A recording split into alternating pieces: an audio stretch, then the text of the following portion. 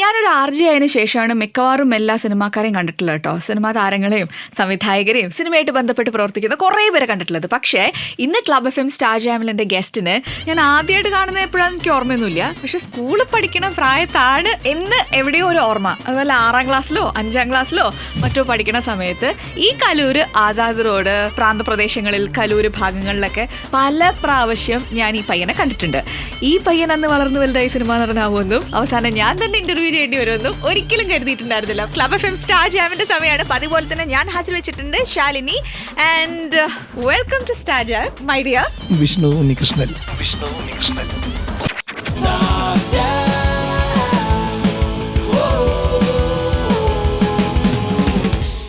വിഷ്ണുവിന്റെ എന്നെ കണ്ട ഓർമ്മയുണ്ടോ?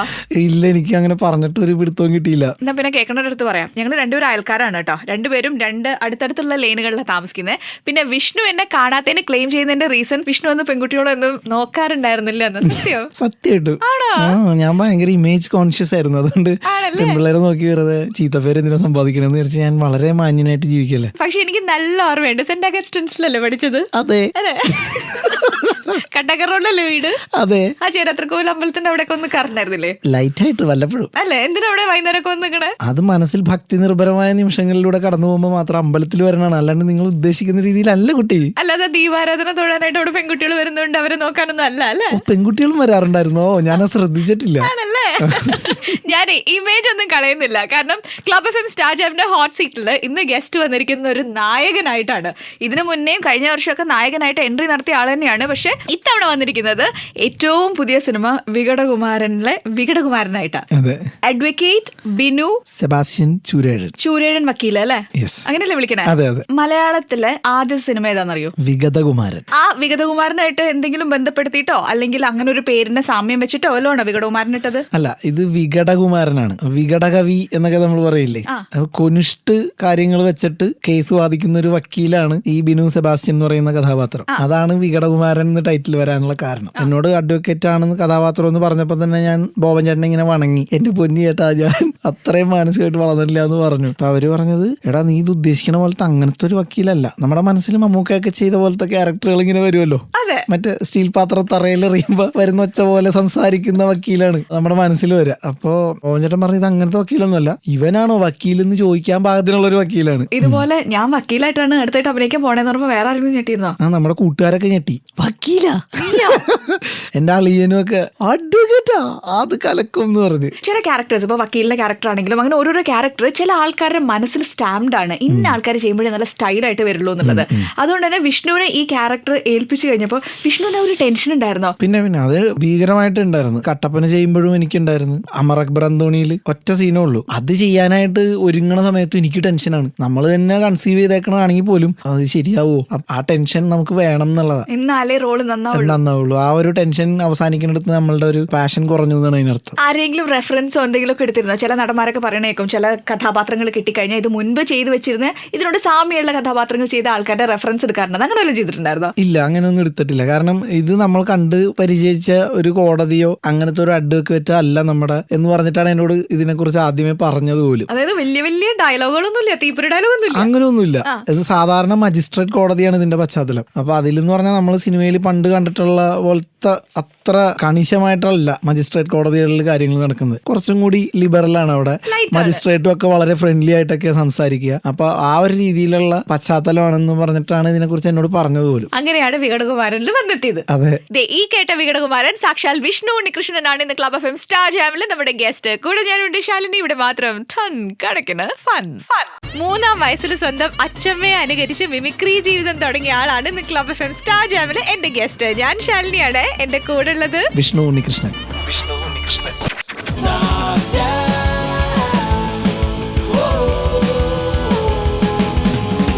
കേട്ട സത്യമാണോ? അതെ അതെ. എന്താ അച്ഛമ്മയുടെ എന്തായിരുന്നു അനുകരിക്കണ്ടായിരുന്നത്? എന്റെ അച്ഛമ്മ കൊച്ചച്ഛനും ഉച്ചയ്ക്ക് ഊണ് കഴിക്കാൻ വരുന്ന സമയത്ത് ചമ്മന്തി അരച്ചിട്ട് ഇങ്ങനെ പോകുമ്പോ തട്ടി വീഴുകയൊക്കെ ചെയ്തു. അപ്പൊ ഞാനിത് കൊച്ചാണ്, ഞാനത് കണ്ടിട്ട് അതേപോലെ തന്നെ ഇമിറ്റേറ്റ് ചെയ്ത് അച്ഛമ്മ അത് എടുത്തുകൊണ്ട് ഓടിയതും അപ്പൊ നിലവിളിച്ചതും ഇതൊക്കെ കൃത്യമായിട്ട് കാണിച്ചെന്നാ പറയണേ. അപ്പൊ എല്ലാരും ഭയങ്കരമായിട്ട് ബൂസ്റ്റപ്പ് ചെയ്തു. ഇതേ കണ്ടില്ലേ, 3 ആൺമക്കളാണ് എന്റെ അച്ഛമ്മയ്ക്ക്. അതേപോലെ 3 മരുമക്കളുണ്ടല്ലോ, പെണ്ണുങ്ങള്. അപ്പൊ ഇവർക്ക് ഭയങ്കര സന്തോഷമായിരിക്കുമല്ലോ അമ്മായിയമ്മനെ കളിയാക്കണം. അവര് അച്ഛനിരുന്ന് 3 പേരും കൂടി എന്നെ കൊണ്ട് ഇത് കാണിപ്പിച്ച് അയലോക്കത്തും ഒക്കെ ഇതൊക്കെ കൊണ്ട് നടത്തി കാണിച്ചു. അപ്പൊ ഞാൻ നോക്കുമ്പോ കൊള്ളാം, ഒരാൾ ഇമിറ്റേറ്റ് ചെയ്യണതിന് ഇത്ര ആക്സെപ്റ്റൻസ് കിട്ടുന്നില്ല. പിന്നെ നമ്മള് പലരെ അനുകരിക്കാൻ ശ്രമിക്കുമല്ലോ സ്വാഭാവികമായിട്ടും. അപ്പോൾ നോക്കുമ്പോൾ മിമിക്രിയിലൂടെ വന്നവരൊക്കെ സിനിമ താരങ്ങളാവുകയാണ്. ജയറാമേട്ടനാണെങ്കിലും ദിലീപേട്ടനാണെങ്കിലും കലാഭവൻ മണി, സലിം കുമാർ, ഹരിശ്രീ അശോകൻ, ഇങ്ങനെ മിമിക്രിയിൽ നിന്ന് ഒരുപാട് ആൾക്കാർ സിനിമയിൽ വന്ന് നടന്മാരായതാണ് നമ്മുടെ മുമ്പിൽ കാണുന്നത്. അപ്പൊ അതുകൊണ്ട് അന്ന് തന്നെ നമ്മുടെ മനസ്സിലൊരു സംഭവം കയറി, ഞാനിപ്പോ എന്തായാലും വലുതാവുമ്പോ നടനാവാനുള്ള ആണല്ലോ, അതുകൊണ്ട് ഞാൻ വേറെ പണിക്കൊന്നും പോയിട്ടില്ല. സത്യം. അപ്പൊ ഡിഗ്രി കഴിഞ്ഞിട്ട് സിനിമ പരിപാടികളൊക്കെ ആയിട്ട് തന്നെ നടക്കുമായിരുന്നു. പഠിച്ച സ്കൂളിൽ തന്നെ മിമിക്രി കാണിക്കാൻ പോയിട്ടുണ്ടായിരുന്നല്ലോ സെന്റ് അഗസ്റ്റിൻസിൽ. കഴിഞ്ഞ വർഷം കട്ടപ്പന ഇറങ്ങിയ സമയത്ത് ആനുവൽ ഡേക്ക് പോയിരുന്നു. പഠിക്കാൻ പഠിക്കണായിരുന്നോ? എനിക്ക് 3 റാങ്കൊക്കെ ഉണ്ടായിരുന്നു ക്ലാസ്സിൽ. സത്യം. എത്ര പേരുണ്ടായിരുന്നു ക്ലാസ്സിൽ ടോട്ടൽ? 3 പേര്. ഇല്ല, തമാശ പറഞ്ഞാണ്. 7ാം ക്ലാസ് 8ാം ക്ലാസ് വരെയൊക്കെ 3rd റാങ്ക് ഒക്കെ കിട്ടുമായിരുന്നു. എനിക്ക് ക്ലാസ്സിൽ 3rd റാങ്കാന്ന് പറഞ്ഞപ്പോ ഞങ്ങളുടെ അടുത്ത വീട്ടില് ഫ്രാങ്കോ എന്ന് പറഞ്ഞ ഒരു അങ്കിളൊക്കെ ഉണ്ട്. അപ്പൊ അവര് ഒരു കളർ കൊടയൊക്കെ, അന്ന് കളർ കൊടയൊക്കെ നമുക്ക് സ്വപ്നം പോലും കാണാൻ പറ്റാത്ത കുറെ പൂക്കളൊക്കെ ഉള്ള ഒരു കൊട എനിക്ക് ആദ്യമായിട്ട് സമ്മാനം കിട്ടിയത്. എനിക്ക് 4ാം ക്ലാസ്സിൽ എനിക്ക് ക്ലാസ്സിൽ റാങ്ക് ഉണ്ടെന്ന് അവരെ സഹായിക്കാനായിട്ട് ബേബി ആന്റി എന്ന് പറഞ്ഞൊരു ആന്റി നിൽക്കുന്നുണ്ട്. അപ്പൊ ആന്റി പറഞ്ഞ്, അറിയില്ലേ കണ്ണന് ക്ലാസ്സിൽ 4ാം റാങ്കാന്ന് പറഞ്ഞു. എന്നെ കണ്ണൻ എന്ന് വിളിക്കണം. അപ്പൊ അത് കേട്ടപ്പോ അവർക്ക് സ്വന്തമായിട്ട് മറ്റേ ഇത് കടകളൊക്കെ ഉള്ളതാ. അപ്പൊ ഈ ഫ്രാങ്കോ അങ്കിളും പുള്ളിക്കാരന്റെ വൈഫ് റാണി ആന്റി അന്നത്തെ ഏറ്റവും പോഷ് കൊട. പിന്നെ ഞാൻ ഭയങ്കര രാജാവാണ്, വീട്ടിലൊക്കെ സ്വിച്ച് ഞെക്കിയ തുറയുടെ കൊട എനിക്ക് മാത്രമേ ഉള്ളൂ. ഇപ്പൊ ഈ സിനിമയിലൊക്കെ അഭിനയിച്ചതിന് ശേഷം, ഇത്ര ഹിറ്റ് ആയതിനു ശേഷം എത്ര ഉദ്ഘാടനങ്ങൾ ചെയ്തിട്ടുണ്ട്? അയ്യോ, അതിനങ്ങനെ എണ്ണമൊന്നുമില്ല, കുറെ ഫംഗ്ഷനുകൾ പോയി. എത്ര കോളേജ് വിസിറ്റ് നടത്തിയിട്ടുണ്ട്? ഒരുപാട് കോളേജിൽ പോയി. വിഷ്ണു പൊതുവെ വിമൻസ് കോളേജിൽ പോകാനാണോ ഇഷ്ടം, അതോ മെൻസ് കോളേജിൽ പോകാനാണോ ഇഷ്ടം, അതോ മിക്സഡിൽ പോകാനാണോ ഇഷ്ടം? അല്ല, വുമൻസ് കോളേജിൽ നിന്ന് കേൾക്കുമ്പോ തന്നെ ഒരു കുളിരാണല്ലോ മനസ്സിൽ. അവിടെ ചെല്ലുമ്പോൾ ഭയങ്കര ആരവവും ബഹളവും ഇതൊക്കെയാണ്. എന്നാലും ആമ്പിള്ളേരുള്ള സ്ഥലത്ത് ചെല്ലുമ്പോൾ അതിനൊട്ടും കുറവൊന്നുമില്ല. ആമ്പിള്ളേരും കൂടി ഉണ്ടെങ്കിൽ വേറൊരു ലെവൽ ഓഫ് ഫ്രീ, എന്താ പറയാ, ഒരു പൊളിയാണ് അവിടെ. ഫോട്ടോ എടുക്കാനൊക്കെ സംഭവിക്കും? ആര് ചോദിച്ചാലോ അങ്ങനെ മുഷിപ്പൊന്നും പറയൊന്നുമില്ല, എത്ര പഠിത്താലൊന്നും? ഇല്ല, അത് എത്ര അരമണിയിൽ നിന്ന് ഞാൻ. അപ്പൊ ഈ നമ്മളെ രക്ഷിക്കാനായിട്ട് തന്നെ ഒരു ഗ്യാങ് ഉണ്ടാവും, അത് അവരെ കൊണ്ടേ ബുദ്ധിമുട്ടുള്ളൂ. അങ്ങനെ വരുന്നവരെ മാറുന്ന് പറഞ്ഞ് പിടിച്ചു മാറ്റണത് എനിക്ക് ഇഷ്ടമല്ല. പറ്റണത്തോളം ഞാൻ പറയാം, അവരെടുത്തോട്ടെ എന്ന് പറയും. കാരണം അത് എടുക്കുന്നത് നമുക്കും സന്തോഷമുള്ള കാര്യം. കുറച്ച് നാൾ, ഒരു 2 വർഷം മുന്നേ ഉണ്ടായിരുന്ന വിഷ്ണു, 2 വർഷത്തിന് ശേഷം ഇപ്പോൾ ഉള്ള വിഷ്ണു, ഒരു സിനിമയിലൊക്കെ വന്നതിന് ശേഷമുള്ള എന്ത് മാറ്റം തോന്നിയിട്ടുള്ളത്? നമുക്ക് അങ്ങനെ മാറ്റമൊന്നുമില്ല. എന്നാലും ആളുകളുടെ നമ്മളോടുള്ള ആറ്റിറ്റ്യൂഡിൽ മാറ്റമുണ്ട്. മുമ്പ് നമ്മളങ്ങനെ എല്ലാവരും തിരിച്ചറിയൊന്നുമില്ല. എന്നാലും ഞാൻ ചെറിയ വേഷങ്ങളിലൊക്കെ മുമ്പുള്ളതുകൊണ്ട് കുറച്ച് ശതമാനം ആൾക്കാർ ഇങ്ങനെ നോക്കുമ്പോ ഇത് മറ്റേ പയ്യനല്ലേ എന്നുള്ളൊരു ഡൗട്ടോടുകൂടി ചിലർ നോക്കാറുണ്ട്. അങ്ങനെ ഒരു നോട്ടം വരാറുണ്ട്. അത് കാണുമ്പോൾ തന്നെ നമുക്കൊരു സന്തോഷമാണ്. ഇപ്പൊ നമ്മുടെ നാട്ടിലാണെങ്കിൽ കൂടുതൽ ആളുകൾ തിരിച്ചറിയണതിന്റെ ഒരു അളവ് കൂടിയുണ്ട്. പെട്ടെന്ന് തന്നെ അതെ നമ്മുടെ കട്ടപ്പന പോണ്, ഹലോ ഋതിക് എന്നൊക്കെ വിളിക്കും, സഹോ എന്നൊക്കെ വിളിക്കും. ചോദിക്കട്ടെ, ഇപ്പൊ പഴയ പോലെ വീട്ടിൽ നിന്ന് അരിയും പച്ചക്കറിയൊക്കെ വാങ്ങിക്കാനൊക്കെ പോകാറുണ്ടോ? ഞാൻ പണ്ടും അങ്ങനെ പോകാൻ വളരെ വീക്കാണ്. അല്ല, എന്റെ അച്ഛൻ മാർക്കറ്റിലാണ് ജോലി ചെയ്യുന്നത്, എറണാകുളം മാർക്കറ്റിൽ. അപ്പോ അവിടെ നിന്ന് വീട്ടിലേക്ക് വേണ്ട സാധനങ്ങൾ അച്ഛൻ തന്നെ കൊണ്ടുവരും. ഞാനായിട്ട് കടയിൽ പോകല് വളരെ കുറവാണ്, എന്നാലും പോവാറൊക്കെ ഉണ്ട്. റേഷൻ കടയിലൊക്കെ പോയിട്ടുണ്ട്. ഇപ്പൊ പോവാറുണ്ടോ? ഇപ്പൊ പോയിട്ട് കുറെ ആളായി. ഇഷ്ടമുള്ളൊരു പാട്ട് പറയൂ. അഴകേ അഴകേ, കട്ടപ്പനയിലെ പാട്ട് പാടുവോ? ഇല്ല, ഞാനങ്ങനെ പാടാൻ ഇത്തിരി വീക്ക. ശരിയാ, പാട്ട് കേൾക്കാം. Welcome back to club FM star jam. ശാലിനിയാണ്, ഒപ്പം വിഷ്ണു ഉണ്ണികൃഷ്ണൻ.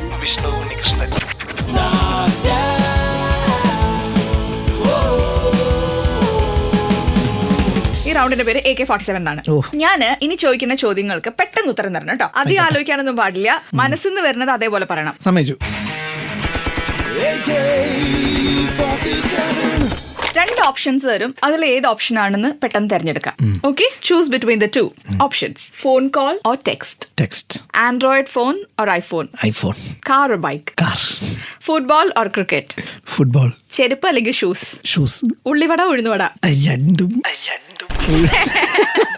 ഏതാ കൂടുതൽ ഇഷ്ടം? ഉഴുന്നുവട. Money or fame. മണി. ഫെയിമൊക്കെ ഓൾറെഡി ആയിട്ടുണ്ട്, ഇനി മണിയാണ്. പൈസ ആയിട്ട് വന്നാൽ മതി. Pen or pencil. Train or plane. Coffee or tea. Coffee. വീട്ടിലിരുന്ന സിനിമ കാണാനാണോ ഇഷ്ടം, തിയേറ്ററിൽ ഇരുന്ന സിനിമ കാണാനാണോ ഇഷ്ടം? Theatre. Horror movie, comedy movie. Black or white. മുണ്ട് or pants. Fan or AC. Veg or non veg. Park or beach. Beach. Facebook or WhatsApp. ഉറക്കം or കറക്കം. Mimicry or movie. Mammukka or Lalettan. Mammukka or ലാലേട്ടനിൽ എനിക്ക് മമ്മൂക്കയുടെ ഭയങ്കരമായിട്ട് ഇഷ്ടമുള്ള സിനിമകളുണ്ട്, ലാലേട്ടന്റെ ഉണ്ട്. അതുപോലെ എനിക്ക് ഇഷ്ടപ്പെടാത്ത സിനിമകളും ഉണ്ട്, രണ്ടുപേരുടെയും. അപ്പൊ ഞാനിങ്ങനെ ഇഷ്ടപ്പെട്ട കറി ഏതാന്ന് ചോദിച്ചപ്പോൾ എനിക്ക് പെർമനന്റ് ആയിട്ട് ഒരു സംഭവം ഇല്ല. എന്റെ ഒരു ക്യാരക്ടറിന്റെ ആണ്, അല്ലാണ്ട് ഞാൻ ഡിപ്ലോമാറ്റിക് പറയാനല്ല. ഞാൻ മമ്മൂക്കയുടെ കൂടെ 4 കമ്പ്യൂട്ടറിൽ സിനിമ ചെയ്താണ്. മമ്മൂക്കയുടെ പടം ചെയ്തുകൊണ്ടിരുന്നപ്പോഴാണ് എന്റെ കൈ ഫ്രാക്ചർ ആയത്. സ്ട്രീറ്റ് ലൈറ്റ് ഇപ്പൊ സ്റ്റീൽ കമ്പ്യൂട്ടർ ഉണ്ട് അല്ലേ? സ്റ്റീൽ പ്ലേറ്റ് ഇട്ടിട്ടുണ്ട്. അതിൽ ചോറ് തിന്നാനൊന്നും പറ്റില്ല, മറ്റേ കൈൻ്റെ ഉള്ളിലിരിക്കുന്ന പ്ലേറ്റ് ആണ്. അപ്പൊ മമ്മൂക്കനോട് അത്ര ആത്മബന്ധമുണ്ട്. ഞാൻ ചെന്ന് പറഞ്ഞപ്പോൾ തന്നെ നമ്മുടെ വികടകുമാരന്റെ ട്രെയിലറൊക്കെ മമ്മൂക്ക പേജിൽ ഷെയർ ചെയ്തതാണ്. മമ്മൂക്കായിട്ട് അത്രയും ഇഷ്ടമാണ് എനിക്ക് മമ്മൂക്കനെ. ലാലേന്റെ കൂടെ ഞാൻ വർക്ക് ചെയ്തിട്ടില്ല. ലാലേട്ടന്റെയും കട്ട ഫാനാണ് ഞാൻ. ചെറുപ്പത്തിൽ ആരുടെ ഫാനായിരുന്നു? അല്ല, അത് ഞാൻ പറഞ്ഞു, എനിക്ക് അങ്ങനെ ഒരാളൊന്നും ഇല്ലെന്നേ. ഞാൻ രജനീകാന്തിന്റെ കട്ട ഫാനായിരിക്കും ചില സമയത്ത്. അപ്പോഴായിരിക്കും വേറെ ഏതെങ്കിലും പടം വന്നത്, പിന്നെ അതിന്റെ പുറകെ പോയി, പിന്നെ അയാളാണ് എന്റെ. ഇപ്പൊ എനിക്ക് നവാസുദ്ദീൻ സിദ്ദിഖിയാണ് എനിക്ക് ഭയങ്കര ഇഷ്ടം. സ്വന്തം അഭിനയത്തില് ചില ആൾക്കാർ പറയില്ല, നിനക്ക് ഈ ആളുടെ ചെറുതായിട്ട് വരുന്നുണ്ട് കേട്ടോ മാനറിസംസ് എന്നൊക്കെ പറയില്ലേ? അങ്ങനെ ആരെങ്കിലും ഒക്കെ പറയുന്നുണ്ടോ മാനറിസംസിന്റെ കാര്യമൊക്കെ? മണിച്ചേട്ടന്റെ ഒരു ഫ്ലേവർ ഉള്ള പോലെ എന്നോട് പറയാറുണ്ട്. അപ്പൊ ഞാനത് മാറ്റി. കട്ടപ്പന കണ്ടിട്ടാണോ പറഞ്ഞത്? അതില് സംസാരശൈലി കൊണ്ട് എന്തോ അങ്ങനെ ഉണ്ടെന്ന് പറഞ്ഞു. ഫ്ലെക്സിബിലിറ്റി ആയിരിക്കും പറഞ്ഞിട്ടുണ്ടാവുക. പോസിറ്റീവായിട്ട് എടുത്താ പോരെ? പോസിറ്റീവായിട്ട് എടുത്തല്ല, സന്തോഷമായിട്ട് തന്നെയാണ് അതിനെ കണ്ടത്. മണിച്ചേട്ടന്റെ ഒരു റേഞ്ചിലേക്ക് നമ്മളെയും കൂടി ഉൾപ്പെടുത്തിയാൽ നമുക്ക് സന്തോഷമുള്ള കാര്യമില്ല. പിന്നെ ഇപ്പൊ സന്തോഷിക്കാനേ ഒരു പാട്ട് പറയൂ, അത് വെച്ചരാ. മുറ്റത്തെ മുല്ലേ ചൊല്ല്, കാലത്തെ നിന്നെ കാണാൻ വന്നെത്തും തമ്പ്രാനാരോ. മായാവിയിലെ പാട്ട്. ആ പാട്ട് ഷൂട്ട് ചെയ്യാനായിട്ട് പോകുമ്പോൾ കാറിൽ അതിന്റെ കൊറിയോഗ്രാഫർ ഇരിപ്പുണ്ടായിരുന്നു. ആ വണ്ടിയിൽ തന്നെയാണ് എന്നെയും കൊണ്ടുപോയത്. മായാവിയിൽ ഞാൻ അഭിനയിച്ചിട്ടുണ്ട് ഒരു സീനിൽ. അപ്പൊ പുള്ളി വണ്ടിയിൽ ഈ പാട്ട് ഇട്ടേക്കാണ്. ഞാൻ ആദ്യമായിട്ടാണ് ആ പാട്ട് കേൾക്കുന്നത്. മീൻസ് പുറത്ത് വന്നിട്ടില്ല ആ പാട്ട്, അന്ന് ഷൂട്ട് ചെയ്യാനുള്ള. അപ്പൊ പുള്ളി മൈൻഡിൽ ഇങ്ങനെ ഓരോ ഇതിന്റെ കൊറിയോഗ്രാഫി സാധനങ്ങൾ സെറ്റ് ചെയ്യാൻ വേണ്ടി വണ്ടിയിൽ ഇങ്ങനെ ഇട്ടുകൊണ്ടിരിക്കുക.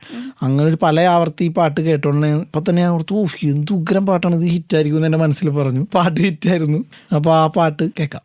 വിഷ്ണു ഉണ്ണികൃഷ്ണൻ എന്ന് കേൾക്കുമ്പോ എല്ലാവരുടെയും മനസ്സിൽ കൂടെ വരുന്ന ഒരു പേരാണ് ബിബിൻ അല്ലേ? 6ാം ക്ലാസ് തൊട്ടുള്ള ഫ്രണ്ട്സ് ആണല്ലേ? 6ാം ക്ലാസ് തുടങ്ങി ഞങ്ങൾ അറിയും.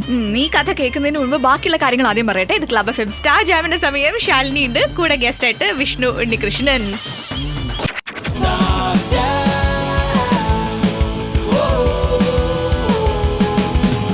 പറഞ്ഞേ, ഇനി എങ്ങനെയാ ബിബിൻ അറിയണത്? ഞങ്ങള് ഒരുമിച്ച് മിമിക്രി സ്റ്റേജ് ഷോ ചെയ്തിട്ടുണ്ട്. ഞങ്ങളൊരു കോമൺ ഫ്രണ്ട് ഉണ്ട്, ശ്രീനാഥ് എന്ന് പറഞ്ഞിട്ട്. ശ്രീനാഥ് ഞാൻ ഒരുമിച്ച് സെന്റ് അഗസ്റ്റിനിൽ പഠിച്ചതാ. ശ്രീനാഥിന്റെ വീടിന്റെ അടുത്ത് അമ്പലത്തിൽ ഒരു പ്രോഗ്രാം ചെയ്യണമെന്ന് പറയുമ്പോൾ ഞാൻ 5ാം ക്ലാസ് തുടങ്ങിയൊക്കെ സൂപ്പർ സ്റ്റാർ ആണല്ലോ മിമിക്രിയിൽ. അപ്പോൾ 5ലെ വെക്കേഷനിലെങ്ങാണ്ട് അവന്റെ വീടിന്റെ അടുത്തുള്ള പ്രോഗ്രാം. അപ്പോൾ അവന്റെ ആ വീടിന്റെ അടുത്ത് ഒരു കൂട്ടുകാരനുണ്ട് ബിബിൻ. നമുക്ക് 3 പേർക്കും കൂടി സ്കിറ്റൊക്കെ ചെയ്യാന്ന് പറഞ്ഞിട്ട് അങ്ങനെ എന്നെ വീട്ടിൽ വന്ന് വിളിച്ചുകൊണ്ട് പോയത്. ശ്രീനാഥിന്റെ അച്ഛനും ശ്രീനാഥും കൂടി എന്റെ അച്ഛനോട് അനുവാദമൊക്കെ മേടിച്ചിട്ട് വിളിച്ചുകൊണ്ട് പോയി. എന്നിട്ട് അവിടെ ചെന്നിട്ടാണ് ബിബിനെ പരിചയപ്പെടുന്നത്. ഞങ്ങൾ ബിബിനും ഞാനും ശ്രീനാഥും കൂടി സ്കിറ്റൊക്കെ സെറ്റ് ചെയ്ത് അവിടെ പ്രോഗ്രാം ചെയ്ത് വൻ ഹിറ്റ്. ആൾക്കാർ ഞങ്ങൾ എടുത്തുകൊണ്ട് നടക്കായിരുന്നു. അത്രയും വൻ വിജയമായിരുന്നു പ്രോഗ്രാം. പിന്നെ അതിനുശേഷം ഞങ്ങൾ പലപ്പോഴും കണ്ടിട്ടുണ്ട്. പിന്നീട് ഒരുമിച്ച് പ്രോഗ്രാം ചെയ്തിട്ടുണ്ട്. യൂത്ത് ഫെസ്റ്റിവലുകളിൽ വെച്ച് ഒരുമിച്ച് കാണും. പിന്നെ മഹാരാജാസ് കോളേജിൽ പഠിക്കാൻ ചെന്നപ്പോൾ ബിബിൻ അവിടെ BA ഹിന്ദിക്ക് പഠിക്കാനുണ്ടായി, ഞാൻ അവിടെ BCom പഠിക്കാനുണ്ടായി. ആ ഒരുമിച്ച് ഞങ്ങൾ ആ കോളേജ് കാലഘട്ടത്തിൽ ഒരുമിച്ചുണ്ടായി. അതിനുശേഷം പിന്നെ പല വിദേശ ഷോകൾക്ക് വേണ്ടിയിട്ട് സ്കിറ്റുകൾ എഴുതാനൊക്കെ ആയിട്ട് ബിബിനെ ഏൽപ്പിക്കുന്ന കൂട്ടത്തിൽ അപ്പോൾ ഞാനും ഉണ്ടാവും. ഞങ്ങൾ ഒരുമിച്ച് സ്കിറ്റുകൾ എഴുതിയിട്ടുണ്ട്. പിന്നെ ഞങ്ങൾ ഒരുമിച്ച് ഒരു ട്രൂപ്പ് തുടങ്ങി. അതൊക്കെ ഇങ്ങനെ റൺ ചെയ്തുകൊണ്ടിരിക്കുന്ന സമയത്താണ് ഞങ്ങളെ തന്നെ അഭിനയിപ്പിക്കാം, നിങ്ങളൊരു സ്ക്രിപ്റ്റ് എഴുതൂ എന്ന് പറഞ്ഞിട്ട് സിനിമയിലോട്ട് കൂട്ടിക്കൊണ്ടു വന്നത്. അതെ, അങ്ങനെയാണ് ആദ്യമായിട്ട് സ്ക്രിപ്റ്റ് എഴുതാൻ തുനിഞ്ഞിരിക്കണത് തന്നെ. അല്ലാണ്ട് നമ്മൾ സ്ക്രിപ്റ്റിനെ കുറിച്ച് ഒന്നും ചിന്തിച്ചിട്ടേ ഇല്ല, അഭിനയിക്കണം എന്ന് മാത്രമേ നമ്മുടെ മനസ്സിലുണ്ടായുള്ളൂ. എന്നോ ബിബിൻ പറഞ്ഞിട്ടുണ്ടേ, പണ്ട് കലോത്സവത്തിലൊക്കെ എപ്പോ മിമിക്രിക്ക് വിഷ്ണുവിന് ഫസ്റ്റും ബിബിന്റെ സെക്കൻഡ് വരുന്നപ്പോ ബിബിന് ഭയങ്കര വാശിയായിരുന്നു അത്ര ആ സമയത്തൊക്കെ. ഇതൊക്കെ പറഞ്ഞിട്ടുണ്ടോ? പിന്നെ യൂത്ത് ഫെസ്റ്റിവലിനൊക്കെ ചെല്ലുമ്പോ നേരിട്ട് കാണുമ്പോ തന്നെ ദൈവമേ നീയാ കട്ട കോമ്പറ്റീഷൻ ആയിരുന്നു. അപ്പൊ പക്ഷെ ഞങ്ങള് നേരത്തെ അറിയണോണ്ട് ആരോഗ്യപരമായിട്ടുള്ള മത്സരമാണ്. അപ്പൊ അവന്റെ അമ്മിച്ചിയാണ് കൂടെ വന്നിട്ടുണ്ടാവുക. എന്റെ കൂടെ എന്റെ സ്കൂളിലെ ഏതോ സാറങ്ങാണ്ടാണ് ഉണ്ടായിരുന്നത്. അപ്പൊ ഞങ്ങൾ 2 പേർക്കും നല്ല കയ്യടിയും കിട്ടി. ഇത് കഴിഞ്ഞപ്പോ കോമ്പറ്റീഷൻ കഴിഞ്ഞപ്പോ അപ്പൊ ഞങ്ങൾ വിചാരിച്ച് 2 പേർക്കും ഫസ്റ്റ് കിട്ടുമായിരിക്കുമല്ലേ എന്നൊക്കെ പറഞ്ഞ് തോളത്ത് കൈയിട്ട് നിൽക്കുകയാണ് 2 പേരും. അനൗൺസ്മെന്റ് വന്നപ്പോ എനിക്കാണ് ഫസ്റ്റ്, ബിബിന് സെക്കൻഡ് ആണ് എന്ന് പറഞ്ഞു. അപ്പൊ ഫോട്ടോ എടുക്കുമ്പോഴും ഞങ്ങൾ ഒരുമിച്ച് നിൽക്കണ ഫോട്ടോ എടുക്കുക എന്നുള്ള രീതിയിൽ ഞങ്ങൾ ചെല്ലുമ്പോൾ ഫോട്ടോ എടുക്കാനായിട്ട് നിന്ന ഫോട്ടോഗ്രാഫർ പറഞ്ഞു, അല്ല ഫസ്റ്റിന്റെ മാത്രം എടുക്കുള്ളൂ എന്ന് പറഞ്ഞു. അപ്പോൾ അവന് വിഷമമായി, കണ്ണൊക്കെ നിറഞ്ഞു. പക്ഷെ അവനെ വിട്ടില്ല. ഞങ്ങൾക്ക് നാരങ്ങളൊക്കെ മേടിച്ചെന്ന് എന്റെ സാറ് ബിബിനോട് പറഞ്ഞു. ബിബിന്റെ നല്ല പരിപാടിയായിരുന്നു, ഉഗ്രനായിരുന്നൊക്കെ പറഞ്ഞ് സമാധാനിച്ച് ഞങ്ങൾ കെട്ടിപ്പിടിച്ച് യാത്രയും പറഞ്ഞാണ് അന്ന് പിരിഞ്ഞത്. പക്ഷെ അതിനുശേഷം ഇപ്പോഴും അന്ന് ഉള്ളത് ഒരു ആത്മബന്ധം ഉണ്ടല്ലോ, വേറെ ഭയങ്കരമായ സംഭവമൊന്നും ഞങ്ങളുടെ ഇടയിലില്ല. ഒരുമിച്ച് കളിച്ച് വളർന്നവരൊന്നും അല്ല. എന്നാൽ പോലും ഒരു റാപ്പോ ഉണ്ട്, അങ്ങോട്ടും ഇങ്ങോട്ടും റാപ്പോയുണ്ട്, ആരോഗ്യകരമായിട്ടുള്ള മത്സരം. അത് കോമ്പറ്റീഷനിൽ പങ്കെടുക്കുമ്പോ അത് കഴിഞ്ഞ് പിന്നെ കോമ്പറ്റീഷൻ ഇല്ലല്ലോ. അല്ല, ഇപ്പോഴാണെങ്കിൽ ഇപ്പൊ വിഷ്ണു നായകനായിട്ട് വികടകുമാരൻ വരുന്നു, ബിബിൻ നായകനായിട്ട് ബോംബ് കഥ വരുന്നുണ്ട് അല്ലേ? ബോംബ് കഥയിൽ ഞാനും അഭിനയിച്ചിട്ടുണ്ട്. അതെനിക്കറിയാം. പക്ഷെ നായകൻ ബിബിനല്ലേ? നായകൻ ബിബിനാണ്. ഉദയനാണ് താരം എന്ന് പറഞ്ഞ പോലെ ബിബിനാണ് താരം. എപ്പോഴാ ഇറങ്ങണേ? അത് ജൂലൈയിലായിരിക്കും മിക്കവാറും. ഇത്രയും കട്ട ഫ്രണ്ട്സ് ആയിട്ട് ബിബിന്റെ കല്യാണം മുടക്കിയിട്ടുണ്ടോ? കല്യാണം മുടക്കിയതോ? കഥ കേട്ടിട്ടുണ്ടല്ലോ. കല്യാണം മുടക്കിയിരുന്നല്ല. പക്ഷെ അതെന്തായിരുന്നു കറക്റ്റ് ഞാൻ ഓർക്കാനുള്ള ഒരു ഇന്റർവ്യൂവിൽ തമാശ പറഞ്ഞതാണ്. പക്ഷെ ഇന്റർവ്യൂ ടെലികാസ്റ്റ് ചെയ്ത് കഴിഞ്ഞ് വന്നപ്പോഴത്തേക്ക് അവര് അല്ലെ അത് ഞങ്ങളൊന്നുകൂടി ആലോചിച്ചിട്ട് മതി അങ്ങനെ എന്തോ വിളിച്ചു പറഞ്ഞു പറഞ്ഞു. പക്ഷെ എല്ലാം നല്ലതിനാണ്. ഇപ്പൊ അവന് ഏറ്റവും മനപ്പൊരുത്തവും എല്ലാം ഉള്ള ഒരു കല്യാണം റെഡി ആയിട്ടുണ്ട്. ഉടനെ അതിന്റെ ഡേറ്റ് ഒക്കെ ഫിക്സ് ചെയ്തു. അത് ശരി, അതാരും പറഞ്ഞില്ലല്ലോ. അല്ല അപ്പൊ ഈ ഫ്രണ്ടിന്റെ ഒക്കെ കല്യാണമൊക്കെ നടക്കുന്ന സമയത്ത് വിഷ്ണുവിന് കല്യാണം ആയില്ലേ നാട്ടുകാരൊന്നും ചോദിക്കുന്നില്ലേ? നാട്ടുകാര് നേരത്തെ തുടങ്ങി ചോദിക്കണ്ടല്ലോ എപ്പോഴാ കെട്ടറ് ആയിക്കോളും. ചേച്ചി അളിയനും കൂടി മാട്രിമോണിയിലൊക്കെ കൊടുത്തിട്ടുണ്ട് അത്ര. ആണോ? എനിക്കൊന്നും അറിയില്ല, ഞാൻ ഫോട്ടോ മാത്രം എടുത്ത് കൊടുത്തു. നോക്കുന്നുണ്ടോ ശരിക്കും? നോക്കുന്നുണ്ട്. ഒരു കല്യാണ പാട്ട് കേട്ടാലോ? കല്യാണ പാട്ട് കേൾക്കാം.